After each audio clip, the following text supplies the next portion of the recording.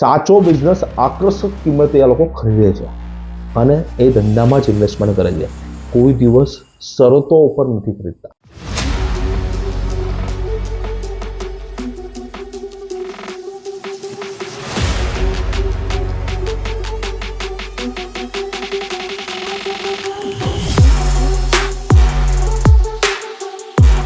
જય સ્વામિનારાયણ. રવિવારે રવિભાઈ અચૂક નિહાળો છો આપ.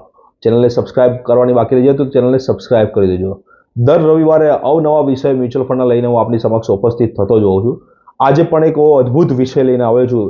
વિડીયો શરૂઆત કરતા પહેલા આપનો પરિવાર આર્થિક રીતે સુખી, સ્વસ્થ અને સંપન્ન બની રહે એ બદલ ભગવાન સ્વામિનારાયણ ચરણોમાં પ્રાર્થના.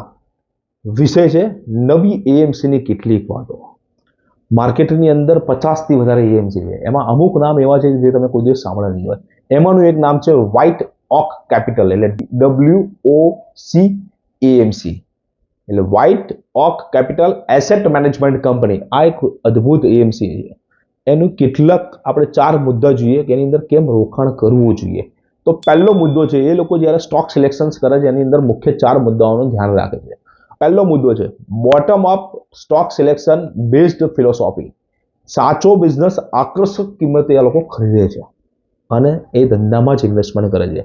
કોઈ દિવસ શરતો ઉપર નથી ખરીદતા. બીજી વાત, સિઝન્સ ટીમ છે એની પાસે અને ગ્લોબલ એક્સપિરિયન્સ સાથેની ટીમ છે. વૈશ્વિક અનુભવ ધરાવે છે એમની ટીમ. ત્રીજી વાત, ટાઈમ ટેસ્ટેડ પ્રોસેસ છે એમની પાસે. અત્યારે તે લોકો ઓપ્કો ફિન્કો ટેકનોલોજીનો ઉપયોગ કરી અને અલગ અલગ સ્ટોક્સ બાય કરે છે અને આ અત્યારની સૌથી અદ્ભુત ટાઈમ ટેસ્ટેડ ટેકનોલોજી છે. મુદ્દા નંબર 4, બેલેન્સ પોર્ટફોલિયો કન્સ્ટ્રક્શન. એમનું લક્ષ્ય એવું છે કે ટોપ અને ડાઉન નહીં પકડવાનું, એવરેજિંગ પકડવાનું સ્ટોક સિલેક્શન કરતી વખતે. જેમની મેનેજમેન્ટ ટીમની અંદર મિસ્ટર આશિષ પી સોમૈયા, જેના CEO છે, જેમને 20 વર્ષનો ફિલ્ડનો અનુભવ છે, જે પહેલા મોતીલાલ ઓસવાલ એએમસીના CEO રહી ચૂક્યા છે. 8 વર્ષની અંદર મોતીલાલ ઓસવાલ એએમસીને 1300 કરોડથી લઈને 42,000 કરોડ સુધી લઈ ગયા છે. હવે WOC એએમસીનો વારો છે. જેમના CFO નીતિન શાહ છે, જેઓ 30 વર્ષનો અનુભવ ધરાવે છે, જેઓ Goldman Sachs, Bank of America, Merrill Lynch જેવી કંપની અંદર CEO અને CFO જેવા પદે રહી ચૂક્યા છે અને પોતે ચાર્ટર્ડ એકાઉન્ટન્ટ પણ છે. જેમના ફાઉન્ડર મિસ્ટર પ્રશાંત ખેમકા છે, જેઓ Bharat, Singapore, Spain, UK, UAE, Switzerland જેવા કન્ટ્રીમાં પોતાનો કારોબાર ધરાવે છે. અત્યારે WOC એએમસી પાસે 15થી વધારે ફંડ છે. એમાં 9 ઇક્વિટી ફંડ છે અને 4 હાઇબ્રિડ ફંડ છે. જેમના large and mid cap fund, multi cap કેટેગરીનું ફંડ, ફ્લેક્સી કેપ કેટેગરીનું ફંડ, ELSS અને લાર્જ કેપ કેટેગરીનું ફંડ એ બેન્ચમાર્ક રિટર્નને પણ ક્રોસ કરેલા છે.